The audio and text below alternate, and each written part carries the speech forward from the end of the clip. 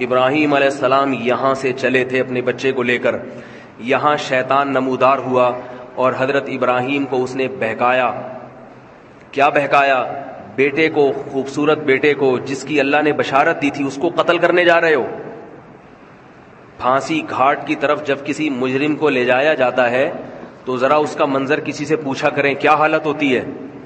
موت کے منہ میں جانا آسان نہیں، اور موت کے لیے اپنی اولاد کو لے جانا اس سے بھی زیادہ مشکل۔ حضرت ابراہیم علیہ السلام کے علم میں یہ بات قطعاً نہیں تھی کہ اللہ اس بیٹے کو ذبح ہونے سے بچا لیں گے۔ بچے کو انگلی پکڑ کے لے جا رہے ہیں۔ فلما بلغ معه السعی، قرآن کہتا ہے جب بچہ انگلی پکڑ کے باپ کے ساتھ چلنے کے قابل ہوا، اس وقت ابراہیم علیہ السلام کو خواب آیا اسے ذبح کر دو۔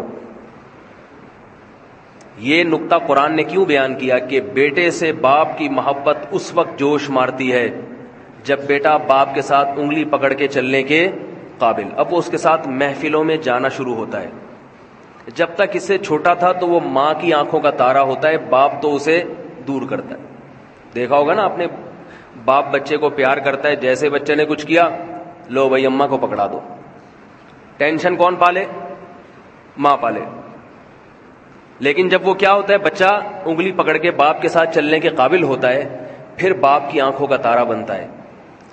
اللہ فرماتے ہیں فلما بلغ معه السعی، جب وہ بچہ انگلی پکڑ کے باپ کے ساتھ چلنے کے قابل ہوا، محفلوں میں جانے کے قابل ہوا، تو اللہ تعالیٰ نے ابراہیم علیہ السلام کو 3 دفعہ خواب دکھایا، عرفہ کے دن اور بقرعید کے دن، اور اس سے ایک دن پہلے 8 ذی الحجہ کو 3 خواب آئے کہ اس بیٹے کو اللہ کے نام پہ ذبح کر دو۔ ابراہیم علیہ السلام جس مقام جب گئے ہیں جہاں چھوٹا شیطان، درمیانی شیطان، بڑا شیطان، یہ چھوٹے بڑے درمیانی نہیں تھے، یہ شیطان ایک ہی تھا۔ لوگ سمجھتے ہیں یہ ذرا کم کوالٹی والا شیطان ہے، یہ تھوڑا سا مہنگا والا ہے، یہ زیادہ بہکاتا ہوگا، یہ تھوڑا سا جاپان سے منگوایا ہوگا یہ والا شیطان، یہ زیادہ خطرناک ہے۔ یہاں 2 غلط فہمیاں ہیں، ان کا ازالہ کر دینا چاہیے۔ ایک تو یہ کہ چھوٹا بڑا شیطان صرف ایک علامت کے طور پہ، کیونکہ وہ تینوں ایک ہی جیسے ہیں تو خلط ملط نہ ہو جائے، یہ اس لیے بیان کیا جاتا ہے۔ دوسری بات یہ کہ وہاں شیطان عملی طور پر موجود نہیں ہے، وہ پتھر ہے جو تبدیل ہوتا رہتا ہے، وہ ایک نشانی ہے پتھر کی، یہاں تھا شیطان تاکہ رمی کرنے میں آسانی ہو۔ لوگ اس پتھر ہی کو شیطان سمجھنا شروع کر دیتے ہیں۔ سمجھ رہے ہیں بات کو؟ لوگ کیا کرتے ہیں، لوگ سمجھتے ہیں کہ یہ پتھر جو ہے نا یہی شیطان ہے، وہ شیطان نہیں ہے پتھر، بلکہ وہاں شیطان نمودار ہوا تھا حضرت ابراہیم علیہ السلام کو بہکانے کے لیے۔ حضرت ابراہیم نے شیطان کو کنکریاں ماری، کنکریاں، دوبارہ نمودار ہوا، دوبارہ کنکری ماری، تیسری دفعہ نمودار ہوا، تیسری دفعہ کنکری ماری، اور مینا میں اپنے بیٹے کو لے جا کے لٹا دیا۔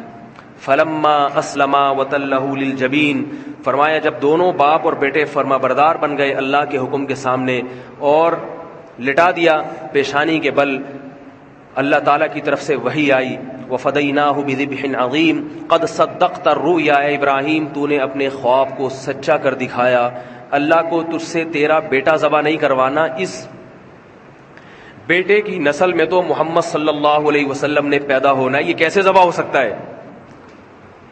یہ بیٹا ذبح نہیں ہو سکتا، یہ تو دعاؤں سے آپ کو دیا گیا ہے۔ ابراہیم علیہ السلام نے بیت اللہ کی تعمیر کے وقت دعا مانگی تھی کہ میری نسل میں ایسے پیغمبر کو پیدا کر، یتلو علیہم آیاتک ویعلمہم الکتاب والحکمہ، جو تیری آیات ان کو پڑھ کے سنائے اور کتاب و حکمت کی ان کو تعلیم دے۔ اس کی نسل میں اس پیغمبر نے آنا ہے، یہ بیٹا ذبح ہونے والا نہیں ہے۔ سب سے زیادہ برکت اسی بیٹے کی نسل میں ہوگی۔ اس سے پتہ چلتا ہے میرے بھائی، اللہ کے لیے جو قربانی دیتا ہے، جس چیز کی قربانی دے گا اللہ اس کی اسی چیز میں سب سے زیادہ برکت دیں گے۔ اگر اپنی اولاد کو دین کے لیے وقف کر دو، لوگ کہتے ہیں نا اگر بچے کو مولوی بنا دیا تو یہ تو کسی کام کا نہیں رہے گا، اپنے کسی بیٹے کو دین کے لیے وقف کر کے دیکھو، سب سے زیادہ برکت تمہاری اسی اولاد میں ہوگی، سب سے زیادہ برکت۔ رسول اللہ صلی اللہ علیہ وسلم نے فرمایا حج اور عمرہ کرو، اس لیے کہ حج اور عمرہ فقر و فاقہ کو ختم کرتا ہے۔ کیوں؟ حج عمرے پہ پیسہ بہت خرچ ہوتا ہے، تو اللہ نے حج اور عمرے ہی کو فقر و فاقہ ختم کرنے کا ذریعہ بنایا۔ نکاح پہ پیسہ بہت خرچ ہوتا ہے، بیوی بچے بہت خرچہ، اس لیے انسان کمارا رہتا ہے۔ اللہ اور اس کے رسول نے کیا فرمایا؟ نکاح کرو، اللہ تمہارا فقر و فاقہ ختم کر دے گا۔ ہر چیز میں یہودیوں کی طرح کیلکولیشن نہ کیا کرو۔ ہر بات میں آج کا مسلمان کیلکولیٹر لے کے بیٹھا رہتا ہے، اتنی تنخواہ ہے، اتنے بچے، ایک اور آ گیا تو ایسا ہو جائے گا، ایک حج کر لیا تو یوں ہو جائے گا، بس وہ کیلکولیشن میں لگا رہتا ہے۔ لاتو کی فیوکا علیک، رسول اللہ صلی اللہ علیہ وسلم نے حضرت عائشہ سے کیا فرمایا؟ گن گن کے اور روک روک کے خرچ نہ کرو، اللہ بھی تمہیں روک روک کے دینا شروع کر دے گا۔ اللہ بھی پھر یہ دیکھے گا کہ تیرا ایک پیٹ ہے، تجھے 2 روٹیوں کی ضرورت ہے، اتنا کافی ہے بس، باقی مال میں برکت ختم کر دیں گے اللہ تعالیٰ۔ اگر مال دیا بیماریوں میں اڑوا دیں گے۔ 10 لاکھ تنخواہ ہے اور 9 لاکھ اس میں سے بیماریوں پہ جا رہا ہے، بچوں کی فیسوں پہ جا رہا ہے، کیا فائدہ ایسی زندگی کا میرے بھائی؟ تو ابراہیم علیہ السلام نے اپنے بیٹے کی قربانی دی، اللہ نے اسی بیٹے کی نسل میں سب سے زیادہ برکت دی، سب سے زیادہ برکت۔